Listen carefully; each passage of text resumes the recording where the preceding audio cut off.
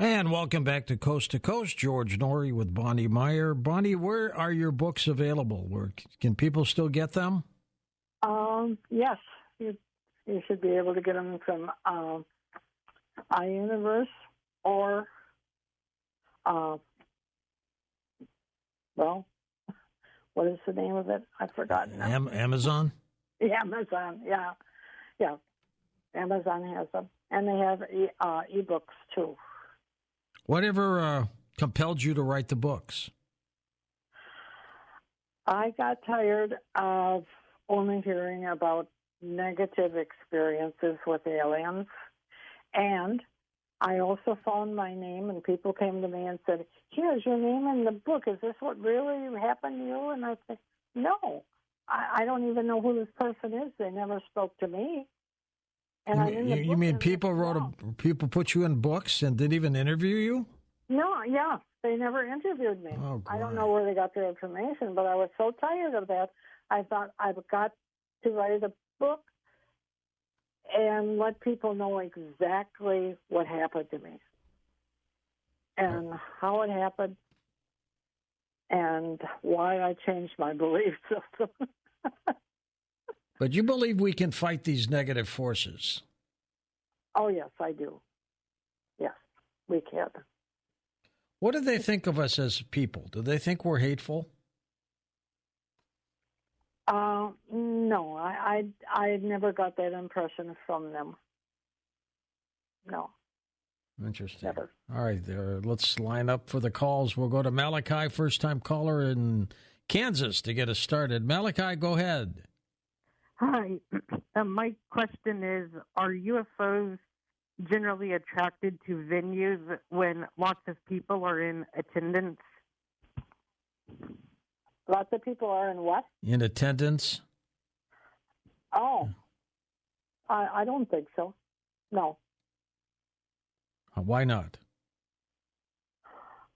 Well, I think you have to have an interest in the first place and let that be known. Talk about it. Go out at night. Look to the sky. Don't call in. Just say, "Will the ship come in? Huh? Come on in." You don't know who's in that ship. I suggest that you go out there, that you surround yourself in light, and say you won't accept anything that's negative. You only want positive ships to come. And, you've been aboard the craft. What do they look like on the inside, Bonnie? They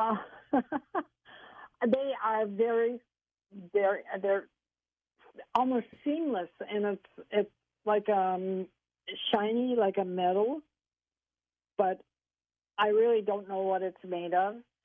And it's lighted. The walls are lighted. The ceiling is lighted. I didn't see any light fixtures. So the light is coming from the actual ship itself. And I didn't see doorways. You walked down the hall, and if you were close to a door, it would open, and it would slide into the wall. Now, this was the mothership you were on, or the smaller ones? That was a mothership. Small ones, I was on the small one, and it basically was maybe 30 feet across, and that also was very smooth, shiny. I saw where they steered the ship. There was like a stool that they sat on, and there was 3 panels. One panel was like little plastic with black symbols on them, and for some reason I thought those symbols were a language that anybody would know what it meant, so that anybody could actually drive the ship. And then there was another panel that had blinking lights on. And when they sat at that, they had a large screen that they could see what was outside. And above that were windows that went around the whole thing. And when we were traveling and we were near the ground, I could see the trees and the roads and stuff. And as we ascended, all of a sudden I could see the beautiful stars.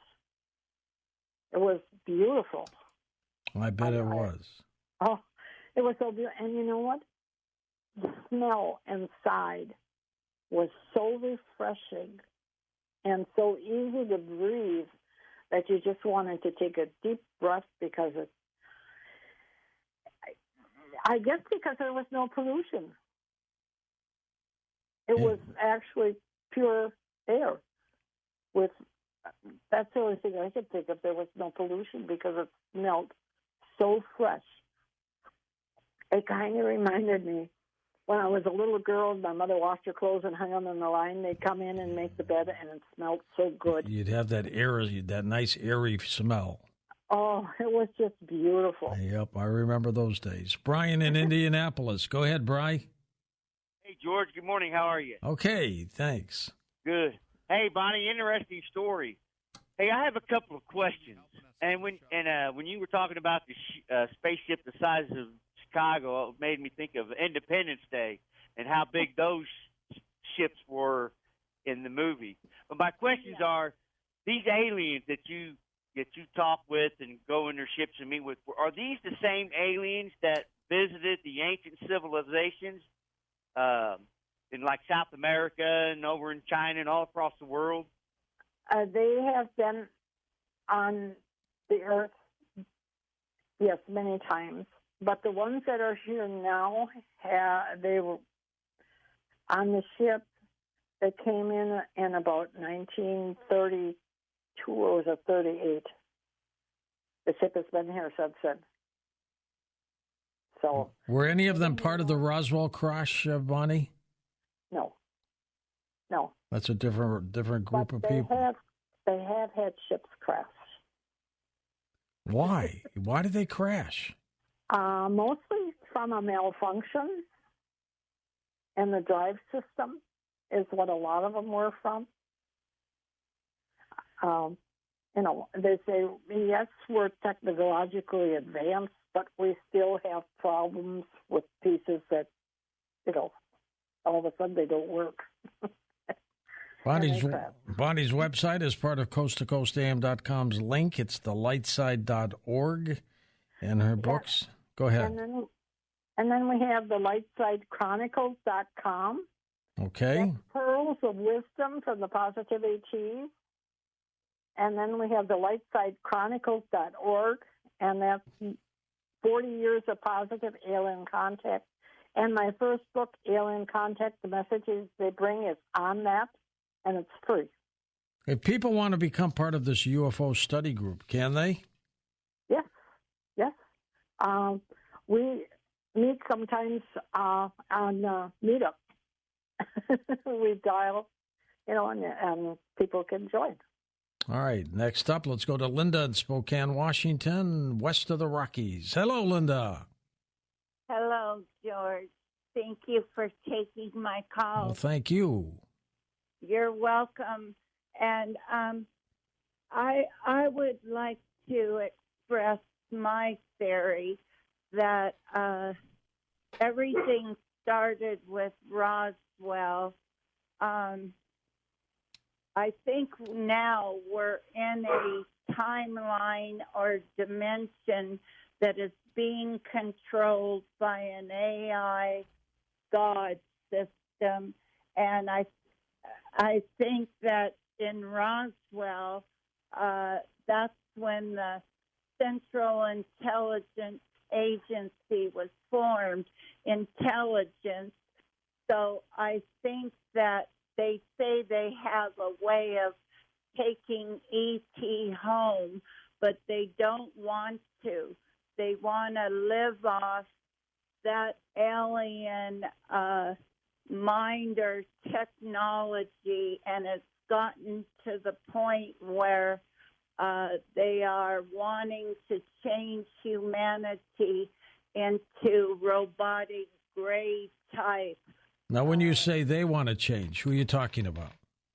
I'm talking about Tom maybe Tom or John, the alien gods that caused all this, and use the planetary body that is the living organism, Mother Earth. Is that you barking, Linda? Yes, my name's Delilah. All right, good.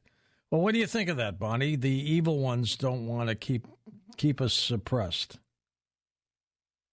Well, I think they do. You know. You agree with her? Partly, yes. But there's so much going on that it's hard to know everything. And I just keep searching, looking for answers and searching out things and trying to see if I can find answers when I come across the question I don't know how to answer. Let's go to Morris in Birmingham, Alabama. Hello, Morris. Go ahead. Good morning, y'all. How y'all doing? Good, Morris. Thank you. Hey, I got two questions. All righty. My first is, I truly believe that one of my family members was abducted. But my question is, if you are, do your body stay and do your mind just go and how does that work?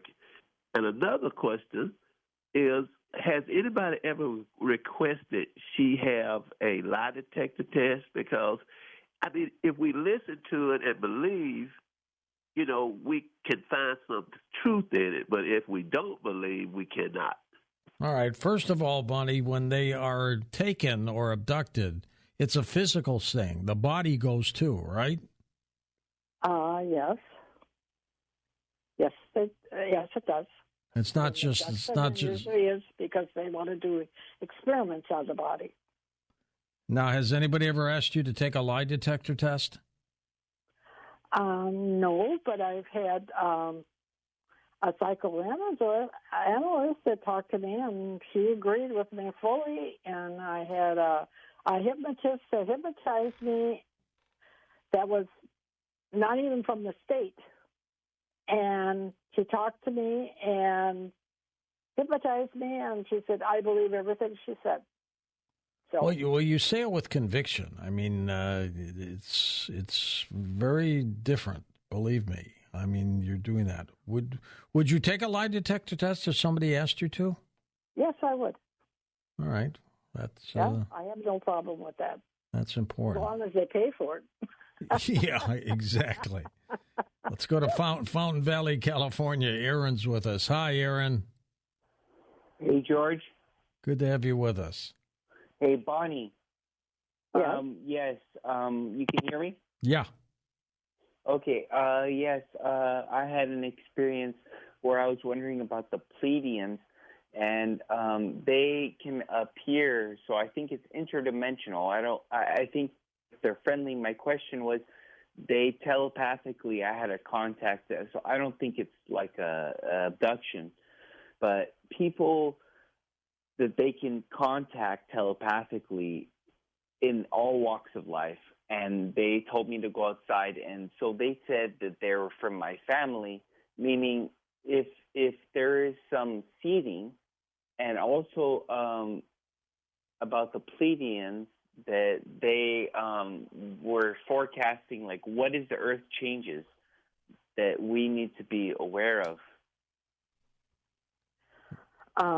Well, I studied with a group who studied George Adamski, and he was in contact with the Pleiadians and other ones. And I believe they're here. They come and go. And I think they're more human-like. They look more human-like than a lot of the aliens do. Do they communicate via telepathy, do you think, Bonnie? Yes, they can, but you have to be vibrating at a higher rate of speed than we are right now. So it's very hard for us. But every once in a while, people get things in their mind, and they say, "I wonder where that came from." Well, Maybe it was an alien that's giving you some suggestions. You just don't know. But yeah, on the ship they have meeting rooms, and in the rooms are machines that they can put on their head. That whoever is speaking, it translates for them. Or there's some of them that do speak with telepathy. And it was explained that telepathy is more like talking in pictures. And a picture describes more than any word would. So it's easier for people to understand that when they use telepathy, they don't make the mistakes that we do with words, because people use words and it means different things to different people, especially in translations. When it's translated from one language to another, and if they're talking in your mind, it's kind of like pictures they're showing you in your mind, and you know exactly what they're trying to say because you get a picture of it in your mind. So, has any of this scared you, Bonnie? At first, I was very leery of some of this stuff, and I always tested. And they were told, go out and search and find what you need for you at this time, because you can't accept everything all at once. It's too much for us. Our brains don't work that good sometimes. What do you think if these ETs are interdimensional as opposed to planetary? Well, I think there are a lot more. They talk about not dimensions. They talk about vibrational level of a person. And when they get to a higher vibrational level, we can't see them because they're vibrating so fast, their body. So they're there. We don't see them, but they do exist.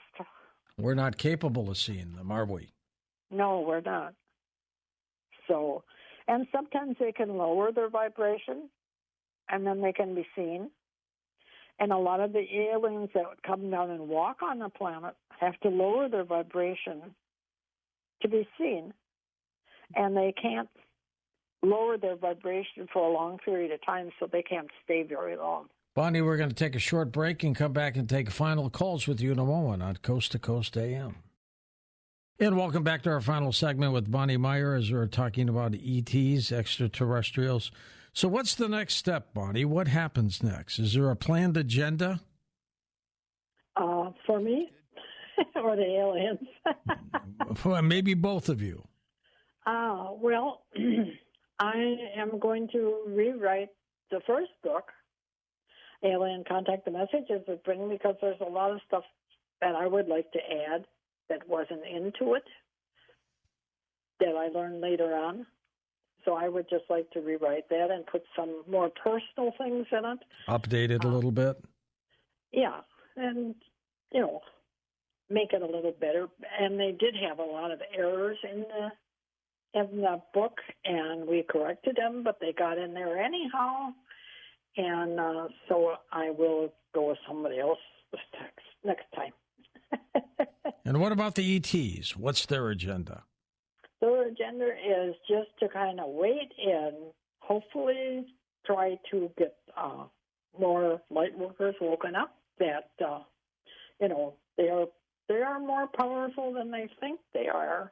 Not in a negative way, but we have the light that's in us, and that can protect people, and if we teach them how to use it. And we also have a little folder or a little book called How to Refuse Alien Abductions that we made, and it's on web, and you can download it free. All right, good. Yeah. All right, the calls are rolling in for you. Let's go to final calls. First-time caller Arlene is with us in Milwaukee, Wisconsin. Hello, Arlene. How you doing, George? All good. Yeah, your woman there, she is really on point. You know, I've had a lot of experiences. For one, I had an experience in an apartment building that I was living in. So I'm like, okay, God, if this is a alien, I'm going to find out. So I put this liquid in the vents. So I waited a while. So this guy, he comes out in the hallway. He does off this yell. Sounded like the Jurassic Park dinosaurs. So then I said, okay, So one day I was leaving out the apartment building. So he comes face to face with me, and he speaks to me telepathically. Says, you know who I am. So I acted, just lame and went on my way. And so another time, living in another place. So there was a refrigerator, a short style refrigerator. So what I did was, because I kept hearing this noise, so I cut the cord. So when I cut the cord, there was a entity that came from under the refrigerator. So this guy, he comes, he lives downstairs, and he goes in the hallway, he yells the same yell. And so Milwaukee, I'm just going to, not go too far with this because I've had a lot of experiences. Milwaukee is full of them. So there was another guy, he lived above me, and he told me, said, we are here. And he's speaking to me telepathically, and he goes, we are here, and your world will never be the same. Let's check in with Bonnie on that. Bonnie, are they everywhere? Well, there are some around. Yes, there are. The ones that look human. But a lot of them have small details that gives you, one of the aliens, she looks very human, and she's quite short. But she has, I call them Spock ears. So she wears her hair down over her ears as she's on the planet. How many humans do you think, Bonnie, are being confronted by some of these ETs, like Arlene is, like you are? I mean, is it widespread? I think it's time that we speak up and find out exactly what is going on and how many are here, and whether they are here for their pleasure or if they are here to help us. And you think it's 50-50, don't you? Well, it's definitely a toss-up. Yeah, I wouldn't want to guess of how many. Let's go to good and how many is bad. Joe in Monterey, California. Joseph, go for it. Thank you, George. Thank you, Joe. I used to live in New York, and I used to go to expos, and I used to meet a lot of people, and they always used to tell me stories about different things. And I used to see different groups at these expos, and they have their story. It seems that they are recruited. It's like a recruitment, and they're told what to do, and it doesn't make sense what they're doing, but they truly believe that they're doing the right thing. If the ETs were around here for thousands of years, actually millions of years, how come the world is in the condition it's in? After all that time, you think they would have guided us. And did they talk about any guides and angels, how we could get in touch with them for assistance? Thank you, George, for taking my call. All right, Joe. We can, we were taught, how to meditate. And they say meditation is asking for answers. Why is this planet in such a mess, Bonnie? How come they're not stepping in? You said earlier they can't get involved, but right. they should be able to. They will be told when they're allowed to. It's just like anything else. You have your people above you, and you follow their rules. But they are waiting for the go-ahead, and then they will. Yet the evil ones, they seem to be more involved than the good ones. Yes, that is their object, and that's why we want to step forward and say they are not good, but there are good ones out there, and we should recognize the difference. And when we recognize the difference, we can stop them by simply sharing our light and love with them, because they will back away and they want nothing to do with us because they can't survive in that. Sounds like the bad ones are marching to a different tune. Mallory's with us in Tucson, Arizona. Hi, Mallory. Go ahead. Hi, George. Such a pleasure speaking with you. I'm a big fan. Well, thank you. Yeah. And Bonnie, it looks like I'm a new fan of yours. I can't wait to buy your book. I do have a question for you. So when George earlier, he asked you at the beginning of the show to describe one of the ETs that you came in contact with, and it sounded to me like you came in contact with an ET who the ancient Egyptians would refer to as Horus, because he's depicted as a humanoid body and he had the falcon features. Mm-hmm. Right. Right. I've seen those, and yes, it does, but they don't give you a coloration or anything like that on the walls, So, but basically, the head and the body looks pretty much the same. Go ahead, Mallory. And, well, thank you so much, Bonnie. I'm going to let you guys go, but I thought that was really interesting, and I happen to be an ancient astronaut theorist myself, and just the way you were describing it, I just got so excited, and I had to meet you. So thank you so much for taking my call, George. Thanks, Mallory. It was a good observation. The Egyptian gods that they described in their artifacts could very well have been extraterrestrials, don't you think, Bonnie? I think so. I mean, they would call them gods, and they were probably Jews. John is with us, truck driving in Ohio. Hey, John, go ahead. Hi, George. Hi, Bonnie. I got a question. What is the life expectancy of these aliens? How long do they live? And do they have the same things as us, sickness, disease, especially since they're not from this planet? Would they be more susceptible to being sickness and disease? Take that one first, Bonnie. Okay, yes. Some of our diseases, yes, they could be susceptible, especially like the cold and flu. They could get wiped out, couldn't they? Well, I don't know if they get wiped out because they do have doctors. They do have doctors because they have accidents and things, and they do need a doctor once in a while. So, how long do they live? Each species has their own life expectancy, and I asked Eric, and he said he's lived about 700 years in our time. 700? Wow. And he's considered young. 700 is young? Is young in his species. Of course, in our biblical days, what was Methuselah, 900 and something? He was an old one, that's for sure. But other ones, like Mom, she looks to be about 35 years, but she said her species lives to be about 100. And you're complaining that you're 81. Well, I'm getting close to that. You got a long way to go to get to 700, Bonnie. Yeah, but this body wasn't made for that. We have too many problems on this planet. Next up, Don's with us in Alberta, Canada. Hello, Donald.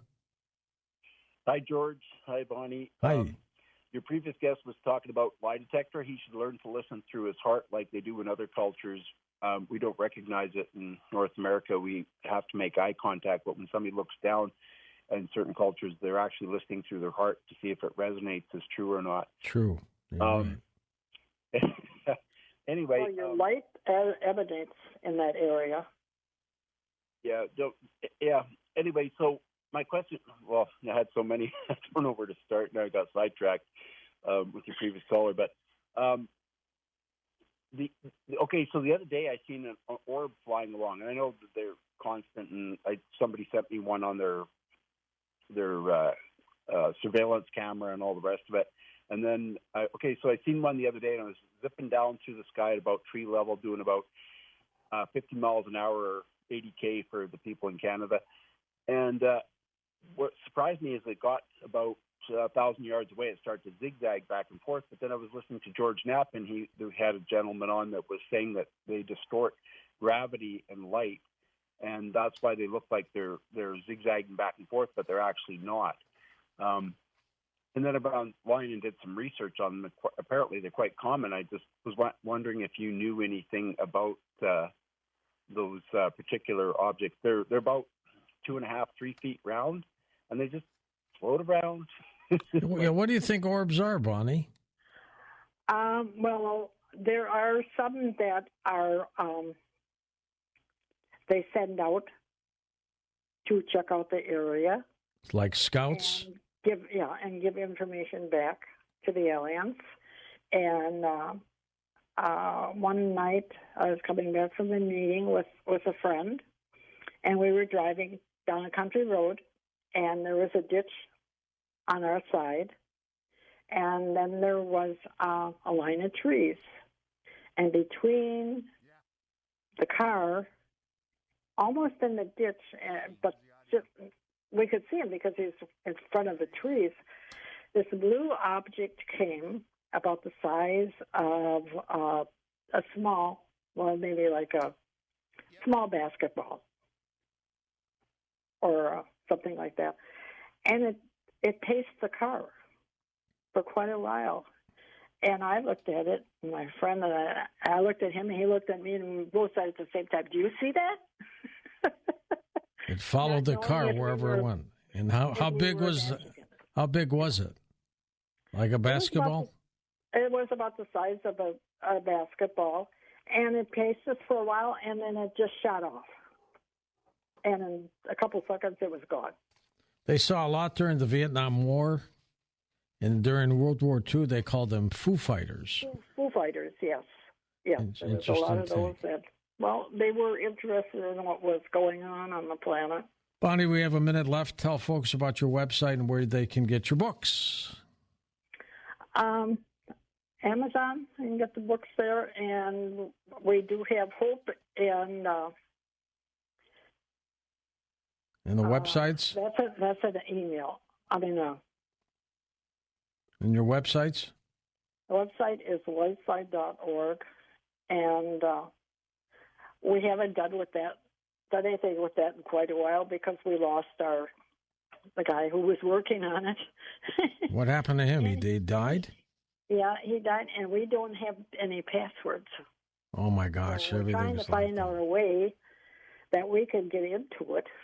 That's update it because the telephone numbers and our email addresses are all wrong.